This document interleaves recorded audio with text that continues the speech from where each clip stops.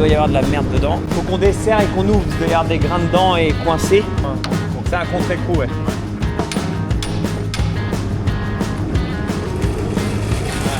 Pour ça, il y avait plein de merde. C'est au moins un an et demi qu'on l'a pas utilisé, c'est tout, hein.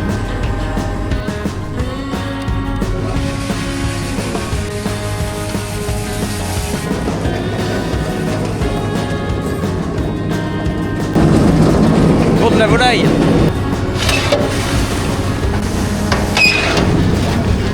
On a failli, hein. Ça va. Et bon, c'était la fin. Wow.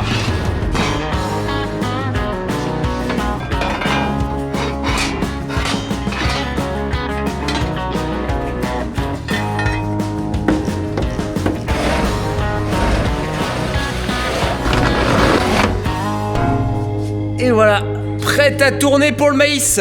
Bonjour tout le monde, je vous ai pas dit bonjour. Comment ça va? Ouais, la semaine dernière, je vous ai pas dit bonjour non plus, je suis désolé. Il y en a qui me l'ont dit, mais vous avez pas été jusqu'à la fin de la vidéo parce que j'avais fait bonjour et intro de la vidéo, mais comme j'avais dit en fin de vidéo, en fait, sans faire exprès, j'ai supprimé toute l'intro, tout le premier jour que j'avais filmé dans la vidéo de la semaine dernière. Bref, ça c'était la semaine dernière. Là, on est cette semaine. Attendez, je me pose parce que là, ça va pas du tout. Écoute-moi bien, Marc. Faut qu'on cause. Oui, je parle à moi là. Marc, tu vas te reconcentrer un peu sur les vidéos YouTube. Alors certes, le boulot avant tout, je dis toujours, je priorise le boulot avant de faire les vidéos. Mais là, faut que tu te reconcentres quand même parce que tu as été à fond cet été, à filmer tous les jours et là, t'arrives pas à faire des vidéos qui ont une tête et une queue.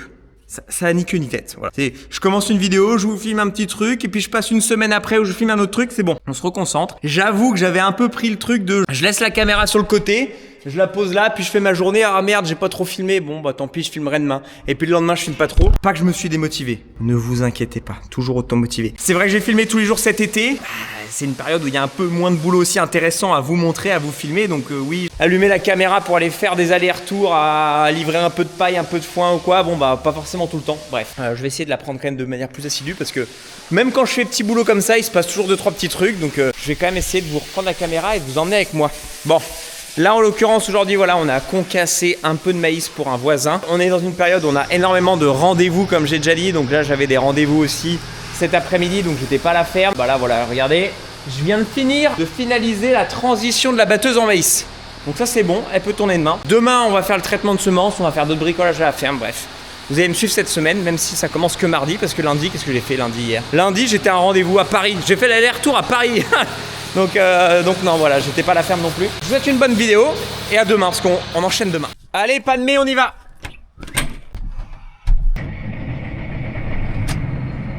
Glyphosate! Attention! Je vais faire du glyphosate, j'arrive! Rentrez chez vous! Je vais polluer! Oh là là, ce ton provocateur. Je vois déjà les extraits qui vont être mis sur TikTok de moi là comme ça par d'autres personnes où je vais me faire insulter dans les commentaires. C'est du second degré. On est au second degré les amis. Là je suis obligé d'expliquer ce que je fais sinon je suis mort. Bon, qu'est-ce qu'on fait aujourd'hui? Oui, glyphosate, attention, j'ai pas traité là où je marche. J'ai traité là-bas. Donc là c'est bon, je me pollue pas les amis. Donc je prépare mes futurs semis de blé. L'objectif ici c'est de mettre le terrain à nu pour pas qu'il y ait de concurrence avec le futur blé que je vais semer. Regardez, là j'ai du raigrain, là j'ai de la refousse de févrole, là j'ai plein de dicotes. Bref, j'ai plein de mauvaises herbes, de plantes qui ne seront pas désirées dans le blé, qui vont venir concurrencer mon blé. Et mon blé, bah ça le fera pas quoi. Je suis obligé ici de supprimer ce que j'ai par-dessus. Deux solutions, glypho ou labour. Le glypho, bah, ce que je fais ici, voilà, des herbages non sélectifs, ça va détruire toutes les plantes qu'il y a sur la surface.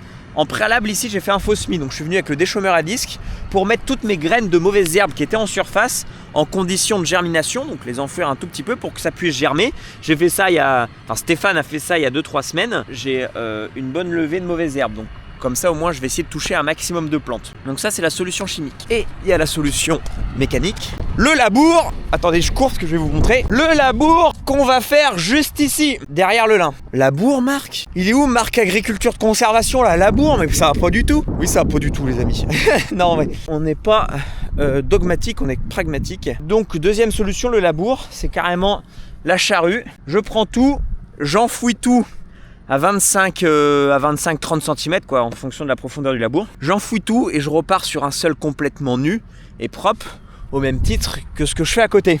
Avantage et inconvénient, l'inconvénient du labour, comme j'ai dit, au-delà de faire de la pollution chimique, le labour ça consomme énormément de carburant, parce que c'est très tirant, c'est usurier, et pour les sols, tu détruis toute ta structure du sol, toute ta vie microbienne, tous tes vers de terre, tout un tas de choses. On va passer à l'axe rotatif pour semer, donc on va faire une terre vachement fine, qui va faire, dès qu'il va pleuvoir, ça va battre, donc ça va faire une croûte de battance où il y aura beaucoup moins de vie dans le sol, oui.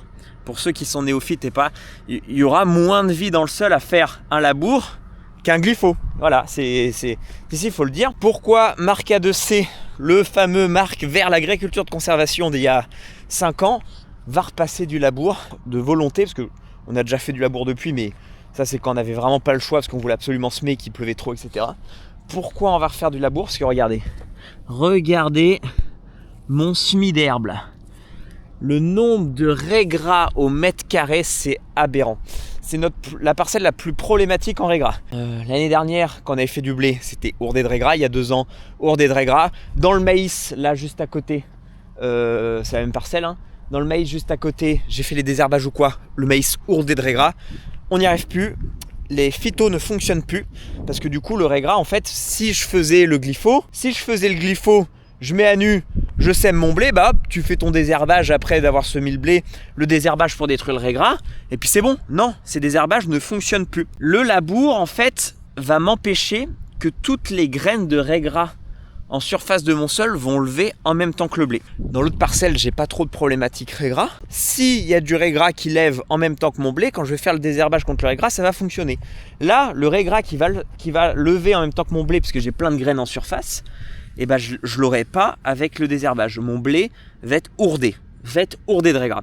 Du coup, le labour, un autre avantage du labour, c'est que quand tu prends tout et que tu enfouis tout, toutes tes graines de mauvaises herbes qui sont en surface et que j'ai accumulées depuis des années, je les mets au fond. Je repars avec une terre qui était, du coup, la terre qui était 30 cm en dessous est arrivée au-dessus.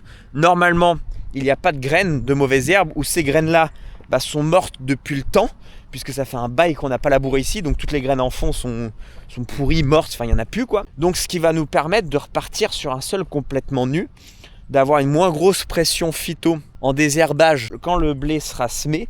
Et voilà, alors il y en a, ils vont me dire, oui, pour vider ton stock de mauvaises graines, de raies gras, ici tu pourrais faire une succession de faux semis. De faux semis, tu passes le déchômeur à disque, faible surface, pour mettre tes graines de raies gras en germination. 2 semaines après, c'est germé comme ça. Tu repasses un coup de déchômeur à disque pour détruire ce qui a germé et refaire regermer ce qui n'était pas en condition de germination, etc., etc.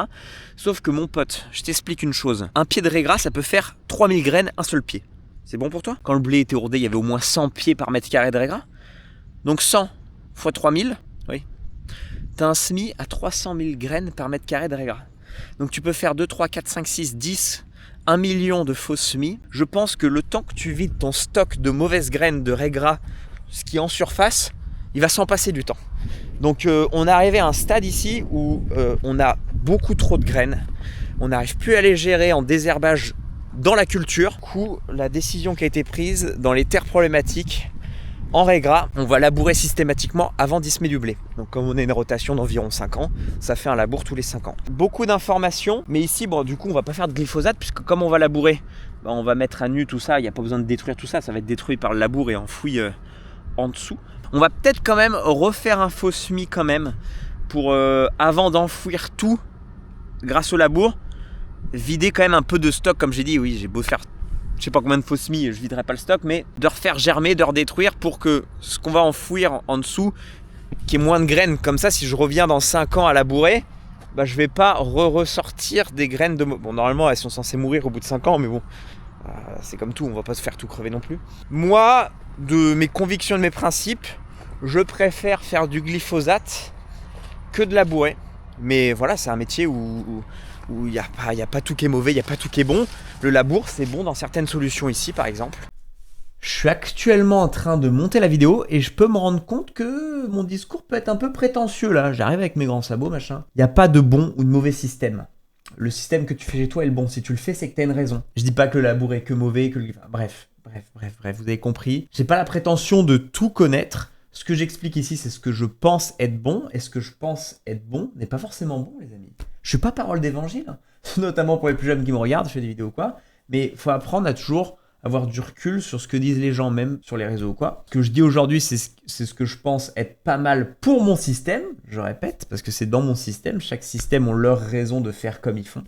Bref, mais je préfère faire ce petit disclaimer que je me fasse pas assassiner dans les commentaires, notamment sur TikTok. Oui, ce petit prétentieux. C'est en montant la vidéo que tu peux te rendre compte parfois qu'il faut apporter des nuances dans ses propos parce que pas partir comme ça en mode c'est comme ça.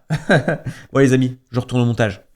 Donc on va se remettre à labourer et là, bah regarde, là dans le champ là, ici, j'ai pas encore de problématique. Il y a les avantages et les inconvénients, ça crée du débat, tout ça. Donc là, mes deux cas de figure sont un peu représentatifs de la réflexion et des choix que peuvent faire les agriculteurs en termes de préparation avant de semer du blé. Et pourquoi labour avant le blé? Pourquoi pas avant du colza ou quoi, c'est une problématique régras. Parce que le blé, c'est la culture dans laquelle le régras pose le plus de problématiques. Pourquoi? Parce que le blé en fait c'est quasiment la même famille que le régras et du coup les produits sont pas ce qu'on appelle forcément sélectifs. Sélectif c'est qu'en gros le produit va avoir du mal à te sélectionner que la cible qui est le régras. Donc voilà, tu veux désherber avec ton désherbage contre le régras, la cible c'est ton régras, mais il va pas être très sélectif du régras et va te dézinguer un peu le blé. Du coup on est limité avec les produits qu'on peut utiliser, ils sont pas forcément très efficaces. Donc c'est dans du blé que le régras prolifère énormément. Dans les autres cultures, dans la févrole ou le colza, on a des produits, des désherbages qui sont efficaces contre le régras, donc on arrive à le gérer. Dans le blé, du coup c'est une autre paire de manches et le labour peut être la solution. J'ai fini de tout vous expliquer les amis. Moi je traite parce que si je blablate de trop et que j'attends trop, le vent va se lever parce qu'on est le matin. Et après quand il y a du vent, il y a de la dérive et on peut plus traiter.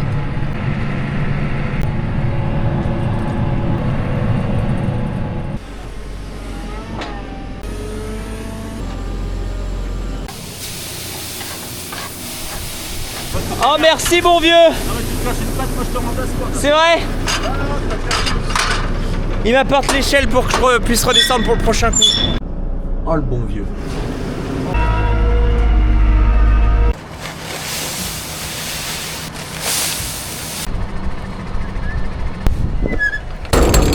Je pense qu'il est là, ouais. Ah oui, c'est bon. On met directement dans les cuves. Alors ça c'est des cuves déjà polluées, hein. C'est pas les mêmes cuves que j'utilise pour faire mes maïs grains, tout ça, vous inquiétez pas. Hein. Je suis bien. Oh, impeccable. L'idéal ce serait de faire 5 tonnes, donc ça va pas être bien long. Hein. Vous voyez, on y recule la benne. Ça chie en continu, donc pas besoin de changer de benne ou quoi. Oh, à l'époque quand j'étais gamin c'était le branle-bas de combat, on y passait une demi-journée alors qu'on n'avait pas forcément plus d'hectares, mais tu sais tu fais 2 big bags d'une variété, 2 big bags d'une autre, 2 machins, voilà, c'est un mélange de variétés, c'est tout la même variété, c'est un mélange de tout, voilà. Vas-y le bon vieux, c'est vrai que je cause mais je lui fais pas signe. Oh Félindra. T'es prêt?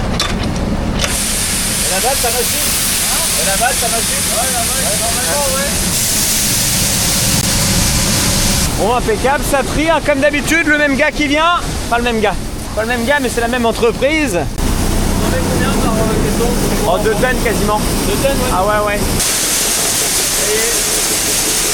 Donc là, en gros, j'ai estimé que j'avais besoin à peu près de 5 tonnes, 5 pour faire mes semis de blé. Donc j'ai pris un PMG, en fait, c'est tout bête, je me suis dit qu'allez, en moyenne, je vais faire 300 grains mètre carré avec un poids de 1000 grains pour 1000 grains de 50 grammes. Donc ça, le gars, il est en train de faire le poids de 1000 grains, il va me redire exactement combien on a de PMG, puis on va recalculer. Parce que si mon PMG est à 40, c'est pas pareil que s'il est à 50, quoi. Donc si par exemple on sait qu'on va pas avoir assez de semences dans mes 2 cubes, bah, je vais reprendre un petit peu dans le tas de blé là, et puis ça ira bien. 48 grammes. Ouais, je suis pas déconnant, on fait les calculs. Du coup, si je pars sur 300 grains mètre carré, moi du coup à 50 grammes, t'étais un SMI à 150 kg. Donc là, je serais plutôt un SMI à 144 kg hectare. 144 multiplié par... J'ai besoin de 6 tonnes de blé, mais sachant que j'ai déjà 1 tonne de là-bas. Ouais, donc j'ai besoin de 4 tonnes 8 de semences, on va faire 5 tonnes pour être sûr. Non, parfait, hein. Parce que là, j'ai déjà acheté la semence certifiée, une nouvelle semence qui se prenait qu'en big bag. Alors j'ai pris 2 big bags d'un coup. Comme ça, on va en faire une parcelle de elle toute seule qu'on va pouvoir isoler parce que ça a l'air d'être une variété pas mal. Donc impeccable. On pourra s'arrêter à 5 tonnes pile. Hein. Ah, ça ira, hein.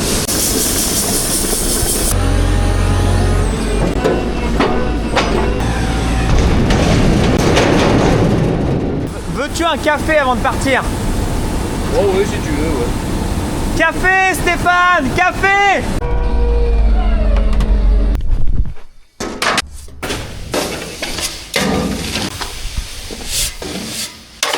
Impeccable. Impeccable. Ouais, il en reste quoi, 500 kilos à peine, donc on n'avait pas trop mal prévu. Ah, c'est propre, le bon vieux qui a fait la cabine juste avant, et il me dit là tout à l'heure, j'espère que tu t'essuies les pieds avant de monter dans la cabine là. Voilà où je m'essuie les pieds, Stéphane. Non, c'est du second degré, ils vont dire le manque de respect tout ça. Et on se taquine. Il va voir ça, il va dire oh le fumier. J'ai ma petite main, impeccable. Allez bon vieux, je te donne toute ma force. Je t'encourage, tu vois là je pense à toi, je me dis vas-y, branche les tuyaux, mets le 3 points, n'oublie pas les goupilles, impeccable. Comme ça qu'on gère. On serre les raidisseurs maintenant, voilà. Putain mais monter un syndic contre moi quoi, bordel. 5 tonnes. Et ben 48 de PMG. Ouais. Pour 42 hectares, il faut 6 tonnes et quelques, moins 1200 qu'on a déjà. Il faut 4 tonnes,8, donc là 5 tonnes. Ça, tu veux souder du coup? Tu veux faire comment? Tu veux souder ça où? Là-haut. Ah, c'était déjà soudé? Ouais, c'est moi qui l'ai soudé.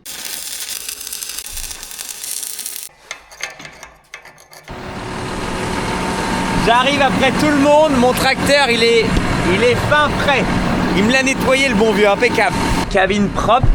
Il est déjà chaud, plein fait. Oh, c'est royal. J'avais 2-3 petits trucs à faire ce matin avant d'arriver. Bon, bah allez, c'est parti. Bon, il n'y a que 5 hectares d'herbe, on devrait être rentré là. Il est 9h30. Bon, bah j'arrive chez mon client. Donc j'ai ça à semer. Et il y a l'ensilage juste à côté, je pensais pas. Bah là, il a des parcelles de maïs qu'on a semées et il l'ensile. Le Stéphane qui part, et là il y a du tracteur d'Aven. Ça fait un bail que je vous ai pas filmé l'ensilage. La dernière fois c'était chez Léandré, chez Aurélie, il y a au moins 2 ans. Alors après, je vais pas sortir le drone comme ça alors que j'ai demandé à personne. C'est les mecs qui se retrouvent sur YouTube, enfin tu sais, ils ont pas forcément envie, tu vois.